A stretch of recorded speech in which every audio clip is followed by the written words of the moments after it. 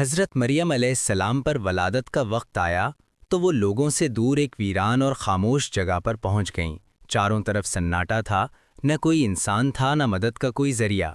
اس وقت کمزوری، درد اور تنہائی نے ان کے دل کو گھیر لیا۔ تکلیف کی شدت میں ان کی زبان سے بے اختیار نکلا، کاش میں اس سے پہلے ہی مر جاتی اور بھلا دی جاتی تاکہ یہ لمحہ کسی کے سامنے نہ آتا۔ اسی نازک گھڑی میں اللہ تعالیٰ کی رحمت متوجہ ہوئی۔ آسمان کی طرف سے تسلی بخش آواز آئی کہ غم نہ کرو، گھبراؤ نہیں، اللہ نے تمہارے قدموں کے نیچے پانی کی ایک نہر جاری کر دی ہے تاکہ تمہاری پیاس بجھ جائے اور دل کو سکون ملے۔ پھر حکم دیا گیا کہ اپنے قریب موجود کھجور کے درخت کے تنے کو اپنی طرف ہلاؤ، تم پر تازہ اور پکی ہوئی کھجوریں گر پڑیں گی۔ حضرت مریم علیہ السلام جسمانی طور پر بہت کمزور تھیں، مگر دل میں اللہ پر کامل یقین تھا۔ انہوں نے پوری کوشش کے ساتھ درخت کو ہلایا۔ یہ ایک معجزہ تھا کہ ایک کمزور عورت کے ہلانے سے کھجوریں درخت سے جھڑنے لگیں اور ان کے پاس گر پڑیں۔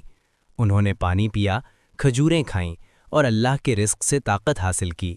اللہ تعالیٰ نے اس موقع پر حضرت مریم علیہ السلام کو یہ سبق عطا فرمایا کہ بندے کو مایوس نہیں ہونا چاہیے۔